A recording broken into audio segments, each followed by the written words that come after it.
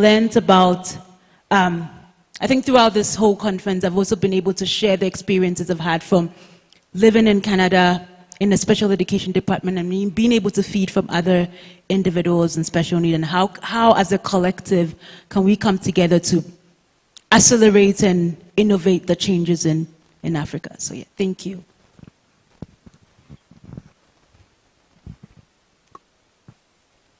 Get my steps in. All right.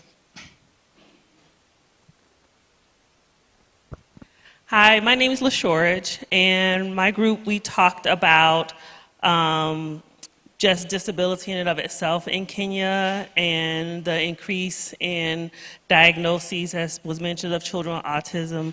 But we also mentioned the stigma that disability still has here, and really being able to think about getting a more positive message about individuals with disabilities and their capabilities in order to be able to support them, not just in Kissy, but in other schools and other communities as well. And so really thinking about, as a collective, when we leave here, what's next?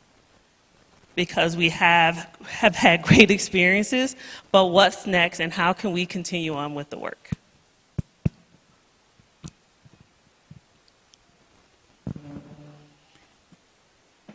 Good afternoon. My name is Alice. What touched me most is that girl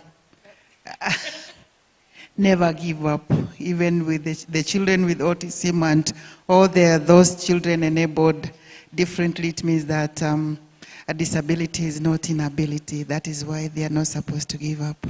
Secondly, I was touched by a poster that was talking about foundations and synchronizing foundations for inclusivity, where like we have the refugees and they have children enabled differently, but nobody is taking care of them, and others just drop out of the school like that. But then the programs that are supporting them in accelerating learning, that touched my heart. Thank you so much.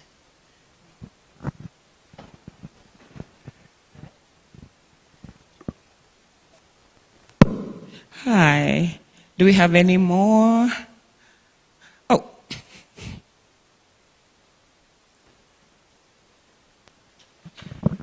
Thank you, Rebecca. Sorry. My name is Paddy Gikunda from Kenya Institute of Special Education.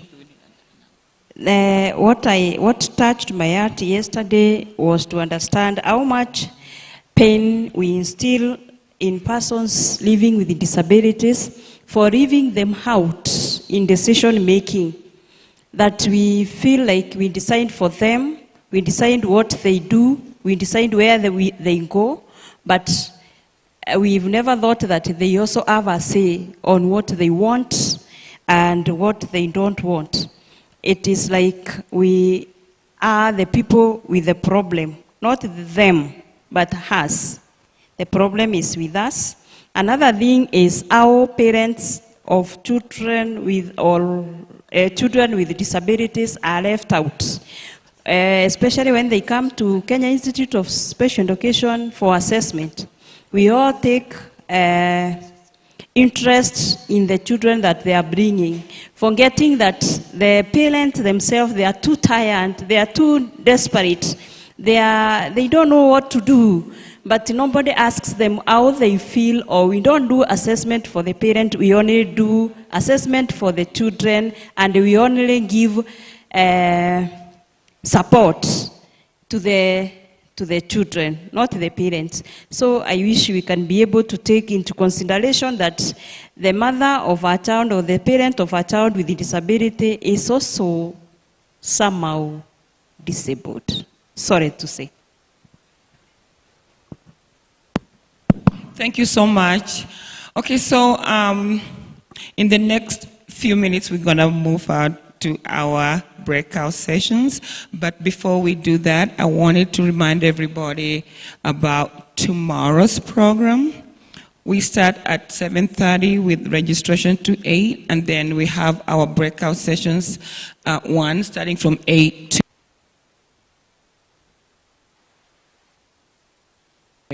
Sorry, I did what Rebecca was doing.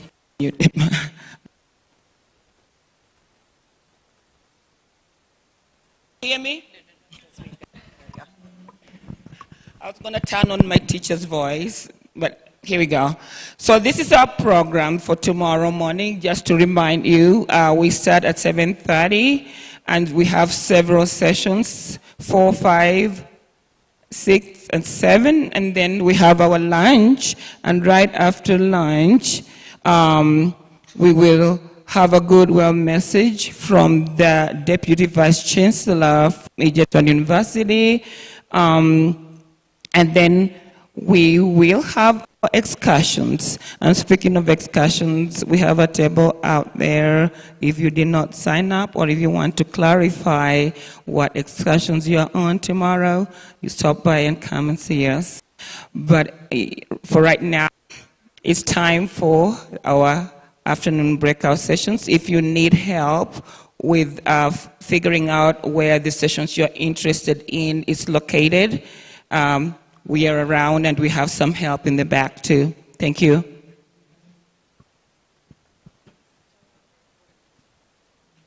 The what? Okay, so our sessions are 15 minutes later than we're supposed to start. So in the next 15 minutes at 4:15, that's when we start. And then we'll continue, we'll be a little bit over with 15 minutes. And after that, it will be the end of the day. All right?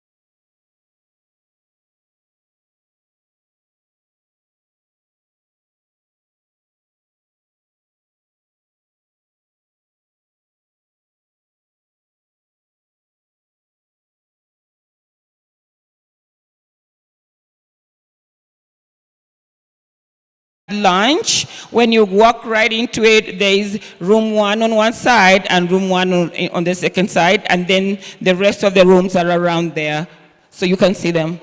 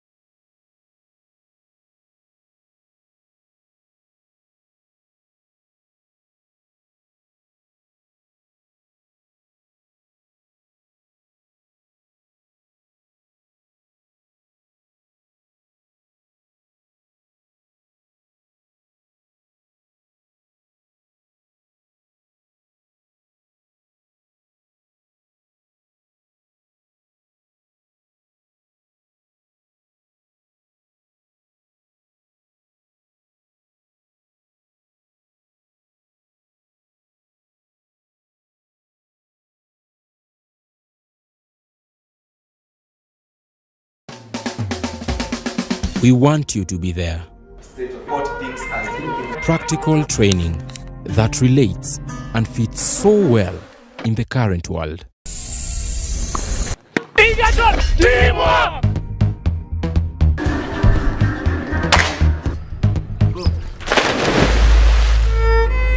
Egerton University, transforming lives through quality education.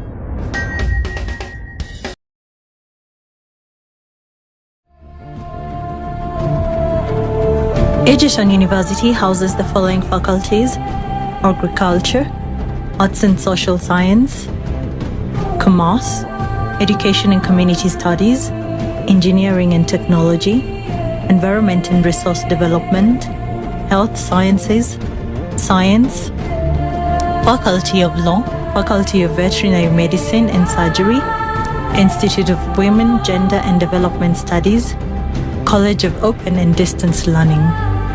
Now, under the Faculty of Agriculture, there are the following diplomas: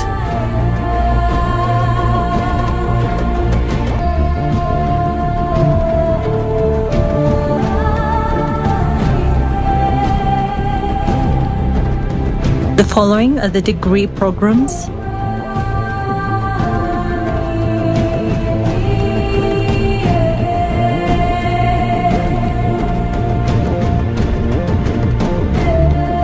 master's programs,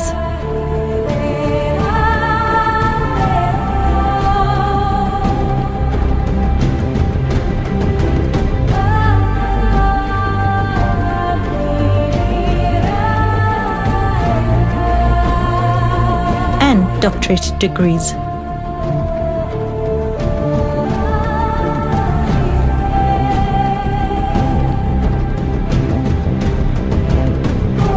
Under the Faculty of Arts and Social Sciences, we have diploma programs,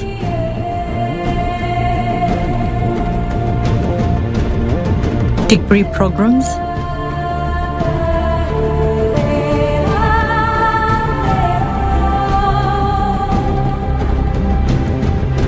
master degree programs,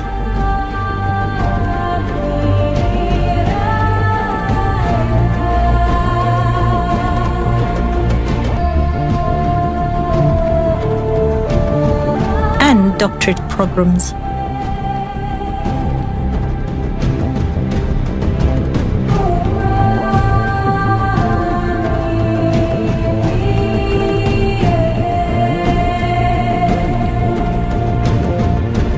The Faculty of Commerce has the following programs: diploma programs,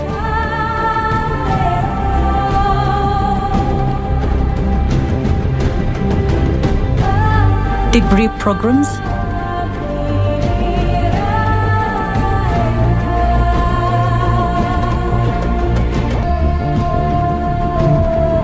master's programs, doctorate programs. The Faculty of Education programs has the following: diploma programs,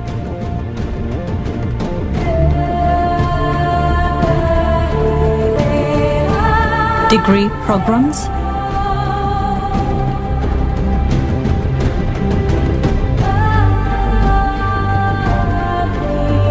master's programs,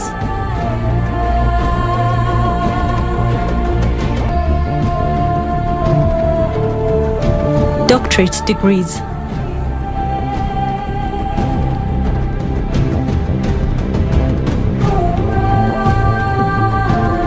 The Faculty of Engineering and Technology has the following: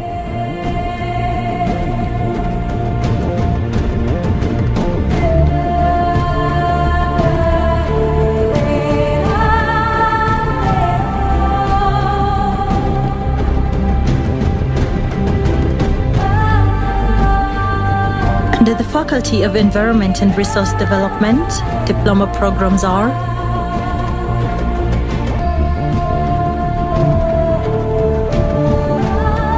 bachelor degrees,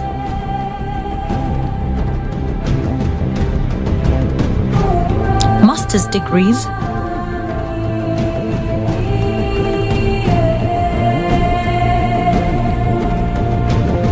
doctorate degrees.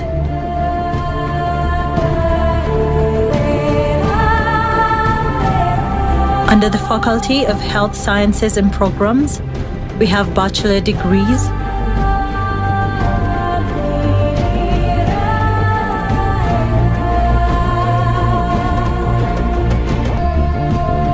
master's degrees,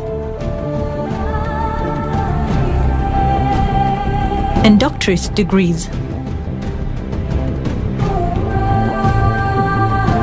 Under the Faculty of Science, we have diploma degrees,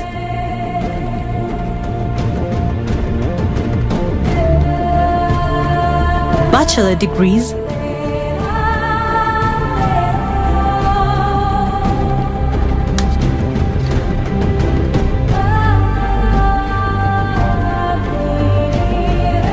master's programs,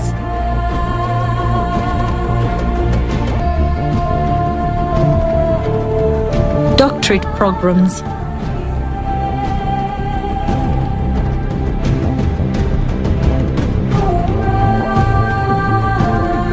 Under the Faculty of Veterinary Medicines and Surgery programs, we have academic programs,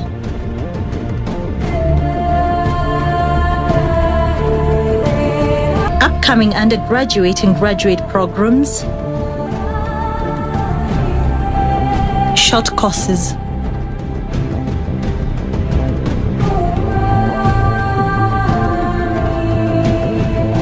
Under the Institute of Women, Gender and Development Studies, we have the following: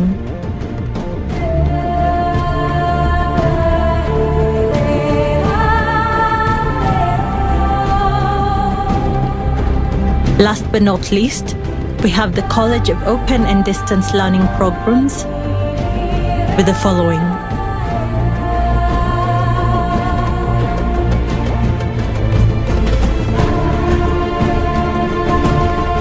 Faculty of Law with the following courses: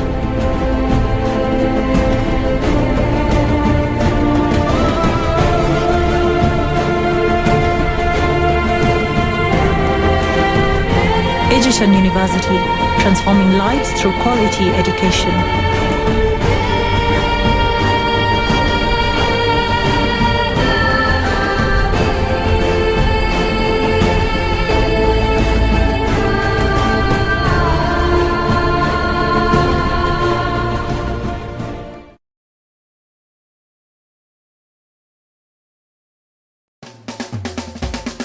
We want you to be there.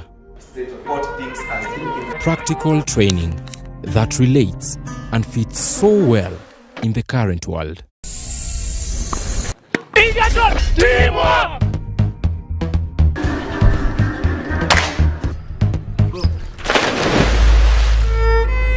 Egerton University, transforming lives through quality education. We want you to be there. Practical training that relates and fits so well in the current world. Most of it was actually here in Kenya, so that's so important to me. So my name is Danica. I'm currently a postdoc researcher and a BCBA at a clinic. And today with me, I have two of my research assistants. Wave. They are actually special education teachers and behavior technicians here in Kenya. And I was like, wow, crazy. So you guys have to present because the conference is in Kenya. And basically what I'm going to be explaining today is about a digital model, an online training module that I utilize to help special education teachers and related personnel from all over the globe receive trainings. Let's see. But before I begin, I think it's really important to just kind of set the background. And I'm actually from an island named Haiti in the middle of the Caribbean. And on this next slide, you're going to see a picture of my cousin, and we call him Kiki. And the reason he is so important to this presentation today is because he is autistic, but growing up, we didn't know that's what it was. So being from Haiti, there were so many moments where my family did not know exactly how to support him. Unfortunately, in the beginning, they thought he was just quote-unquote bad. and he got in trouble a lot. A lot of, I'll just say, disciplining happened because they said he doesn't listen, he's hard-headed, he just doesn't want to do it. And I remember thinking at a little age, I think I was like 3, we're actually 3 days apart, and I said, there's something else here, I don't know what it is, but we didn't have the resources, we didn't have the education or the knowledge, and it kind of literally set the catalyst for my entire professional career. And something that's been so important for me is just basically helping disseminate what autism is, especially in communities where they may not have the resources. So on this next slide, you'll just see some pictures of some places I've been. I was actually in Nairobi, Kenya 2 years ago, so this is such a beautiful full circle moment for me. And I just want to start off with some statistics, because I am a researcher. So according to the World Health Organization, they said the prevalence of autism globally is estimated to be around 1 in 100 children, which translates to 75 million children. But I put that asterisk because my brain goes to, but what about low middle income countries? Is that number even accurate? Do they have the resources that they need to even detect autism, to know what it is? So in my head, I'm like, this number could be doubled or tripled. And I'm gonna go a little bit quickly through these slides, but what I did was just compare some numbers from like a low income country like Haiti, where my family's from, and the United States. So you can see the, uh-oh, what happened? Okay, you can just see the difference. One of the biggest thing in the estimated yearly spending on education per student, average student to teacher ratio, this is in Haiti for those who are even able to access education. So this is in everyone compared to the United States. And you can see such a huge discrepancy, and my brain just went to thinking, how can we close this gap? How can we make sure that they have the resources and everything that they need to support the children in these countries? So this is kind of what led me to my dissertation study, and basically being able to disseminate it to these countries to also show them that this is also an opportunity for them to gain revenue. In Kenya, one of the things that they focused on was making sure that all the children had some type of trade. And we went to different local businesses and showing them ways that autistic children could work for them and it could boost income in the economy. So I did want to share a little bit to some barriers to autism support in low middle income countries. And this is some of the things that I experienced in Haiti. I went back a few times throughout my undergrad and master's program to see what exactly could be done. For the sake of time, I'll just click through. And there's also a cultural stigma. So before you even get to the education part, we had to address belief in supernatural causes. So one of the biggest things that we had to combat when I was in Haiti was the idea that they were demon possessed, or they did something wrong, or they deserved it. Or I remember one person told me she had too many people at her wedding, and because of that, her child was autistic. And what that leads to in countries like Haiti is a lot of social isolation, discrimination. You have children who never leave their homes. The parents are embarrassed to take them out in public. They don't know where to start. And I wanted to figure out, how can I help? What can I do? And I partnered with an organization called Global Autism Project. And I wanted to go to Haiti, but unfortunately, the state that the country's in, it just wasn't possible.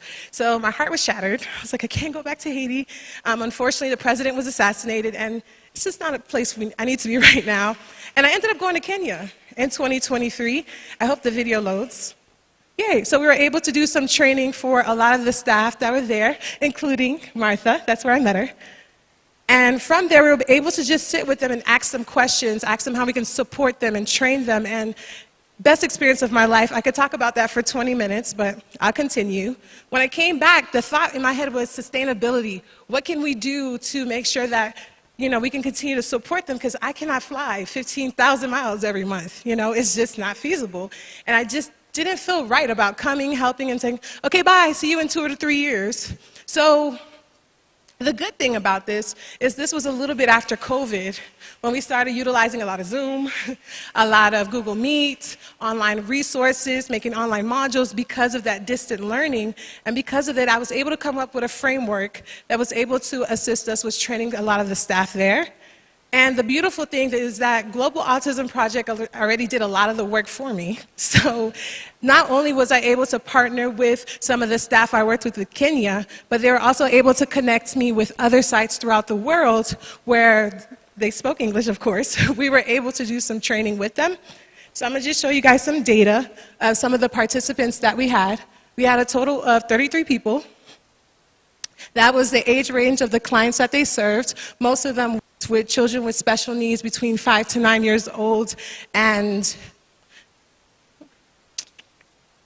the participation demographics, it was a combination, mostly special education teachers, speech therapists, behavior therapists, and occupational therapists.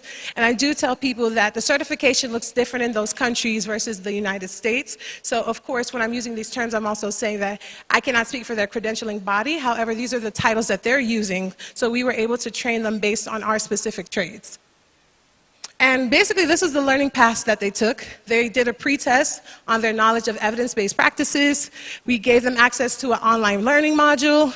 We were able to do weekly online community learning, which was my favorite part. So imagine you log on Zoom, and you're a special education teacher in Kenya, and you're talking to a special education teacher in India, right? So that was the most beautiful part, because again, even though I'm from Haiti, I'm based test scores based on educational attainment, and secondary degree in most of these countries is the equivalent of a high school diploma. So we wanted to see if any of these factors played a role. Was it mostly our individuals with bachelor's or master's degrees that were passing these modules, or was it everyone? And I had to do a pair sample statistics. And the good thing about it, please load. Okay, the different factors that we tested in the analysis was looking at their post-test scores and seeing if their previous experience played a role. So have they been working with kids with special needs for 5, 6, 7, 8 years, or was it 1 year, 2 years? And also, do they have a high school diploma? Do they have a master's degree? So those were the factors that we looked into. And the great thing after running this analysis, this basically said it didn't matter. It didn't matter what their background was. It did not matter how many years that they were working with the kids. They were all able to walk away from this training with some important information. So what I want to do is kind of pass the microphone over to two of the participants that got to take place in these online learning modules. And shameless plug, they're presenting Friday at 10:30 a.m., so if you can make it, please go. So I just want you guys just to come in and share about what your experiences were like in those online training modules and in the online learning communities. Good evening, everyone. My name is Juliet. I work with autistic children in home therapy services, as well as in school setups. So I was a beneficiary of the RST course, and it really stood out to me in so many aspects. Number one, I was able to get the experience of an international community, so I got to interact with people from India, Rwanda, and different parts of the country, therefore being able to understand ABA in a global perspective. Number two, I was also able to do the course at my own free time. I work full time, therefore getting the flexibility to do the course after work and also going through the learning materials at my own time and at my own pace. That was a really good thing about the RST course. Thirdly, is that I was also able to get the real life experiences from other practitioners and other people who had also taken the course from the different parts of the world. So people from India were sharing some of their challenges, their wins, and also things that they were also picking from the various aspects of the work that they were doing. And finally, I was also able to acquire the professional bit of the RST course in terms of like the theories. I mostly do a lot of practical work and hands-on work. So being able to tie down to the practical and the theory made me more confident even when it comes to working with children on the spectrum, as well as enabling me to be a better therapist in what I do.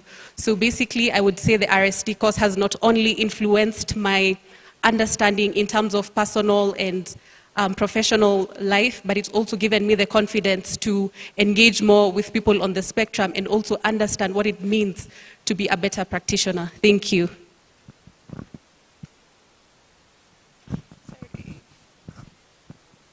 Good evening, everyone. So my name is Martha Oele. I am a special educator. I've been working with autistic children since 2021. And I was one of the people who also did the modules of RST, and I can say that transitioning from special education to applied behavior analysis was I felt I wasn't ready, I felt jitters. So I felt like ABA is quite technical and I couldn't understand it. So when I took RST through Global Autism, I was like, let me go and understand the strategies and how I can implement them and make sure that they're culturally responsible and to Kenyan families. So what we did is we did the modules. I didn't do the live one. I did the pre-recorded ones, and it was quite easy because I could just go to work and then come back home and just do it. So it was quite easy, and they were downloadable. Resources, so that was quite something. And then the last thing we did was we could watch pre-recorded podcasts of autistic self-advocates, and you could understanding what autistic self-advocates had gone through and what ABA was maybe some years back and what ABA is right now was quite eye-changing. And yeah, I would say RST has made me quite confident. So right now I can go to schools and I can train teachers, and that is what I do actually. And I feel confident when I talk about what I do, and I don't feel like I'm not ready anymore. So I would say RST did the work. Thank you so much.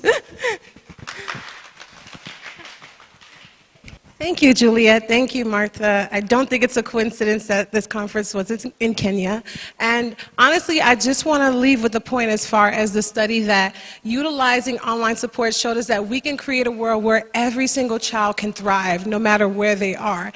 And I realized that the biggest thing is making sure that we're able to train the staff that are working with them, providing them with the resources, lending our time, coming to conferences like DISES. And there's just so much room for growth even in this opportunity. Like I said, the ink on my diploma is not even dry yet, but something I'm interested in also doing is allowing pre-service teachers the opportunity to collaborate with some of these practitioners in different parts of the country. So it's an actual opportunity to understand culture, an actual opportunity for them to see what diversity looks like, not just from a textbook, not from a YouTube video, but from someone from Kenya or India or Ecuador who's actually in the classroom every single day advocating for children with special needs, and also training these families that may not have as much access to resources as we do. Awesome. So what I'm going to do is, and this is a picture of my cousin now, Kiki. Yes. So he was diagnosed with autism when he was 9. But obviously the signs were there.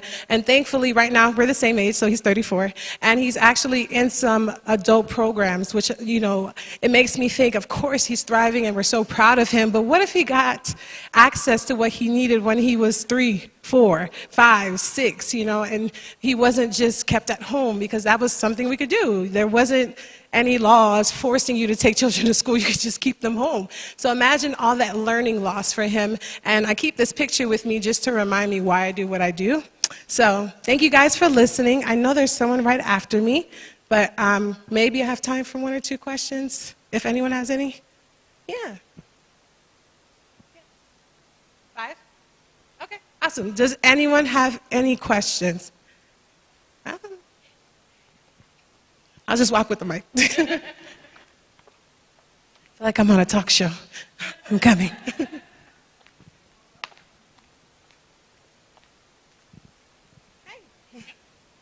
Is this something people can still access? If so, how? And maybe like procedures, costs, that kind of thing?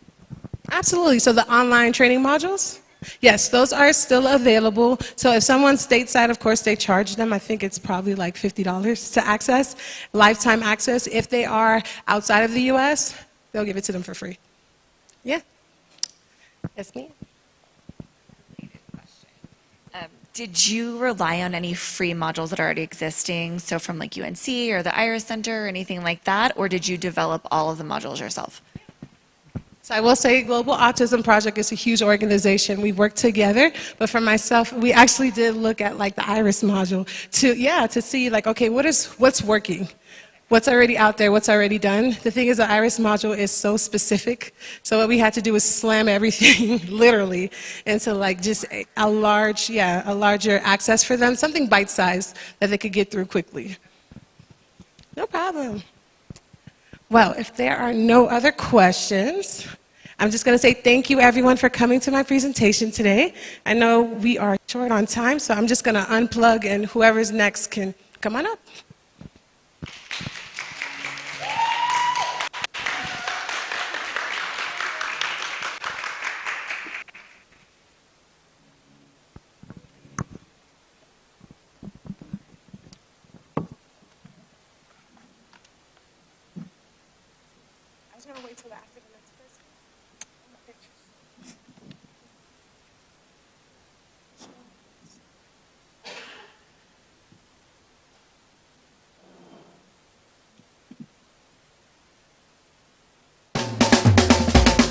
We want you to be there.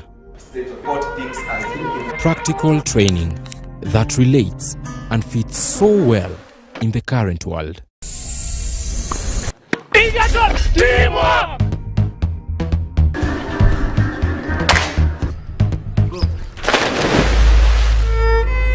Egerton University, transforming lives through quality education. We want you to be there. Practical training that relates and fits so well in the current world. Egerton, teamwork!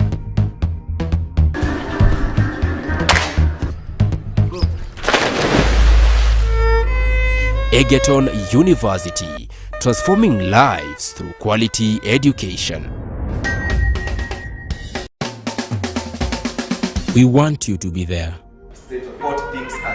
Practical training that relates and fits so well in the current world. Egerton, teamwork!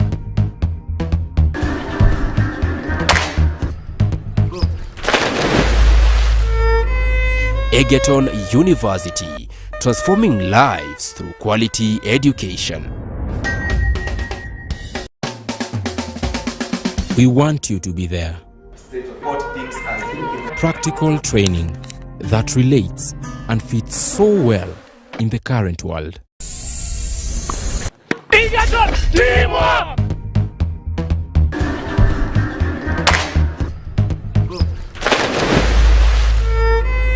Egerton University, transforming lives through quality education. We want you to be there. Practical training that relates and fits so well in the current world. Egerton, teamwork!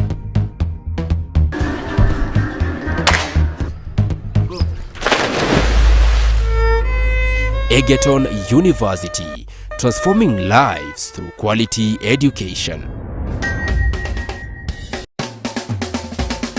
We want you to be there. Practical training that relates and fits so well in the current world. Egerton, teamwork!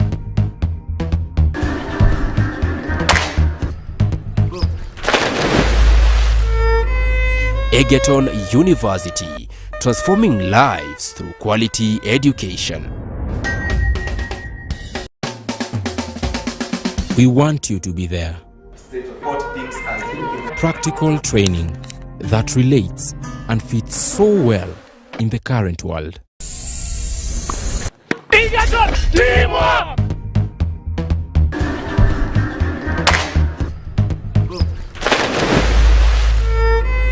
Egerton University, transforming lives through quality education.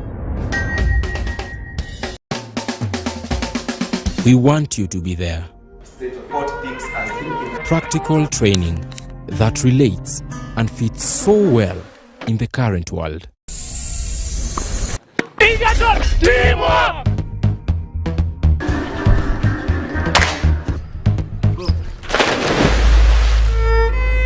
Egerton University, transforming lives through quality education. We want you to be there. Practical training that relates and fits so well in the current world. Egerton, teamwork!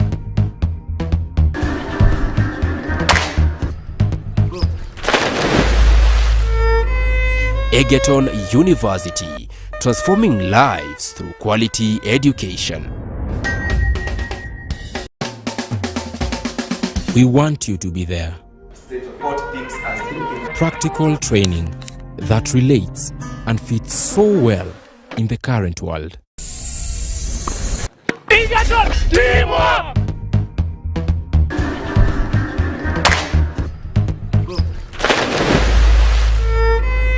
Egerton University, transforming lives through quality education. We want you to be there. Practical training that relates and fits so well in the current world. Egerton, teamwork!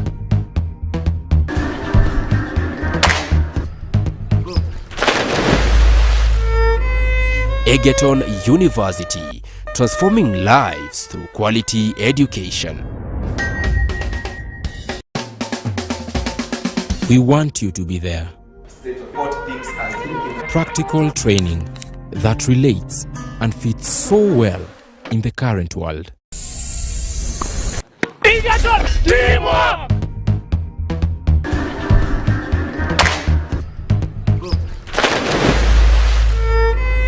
Egerton University, transforming lives through quality education. We want you to be there. Practical training that relates and fits so well in the current world. Egerton, teamwork!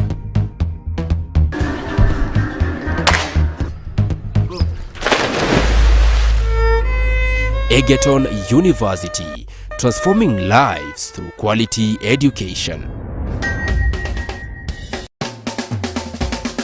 We want you to be there. Practical training that relates and fits so well in the current world. Egerton, teamwork!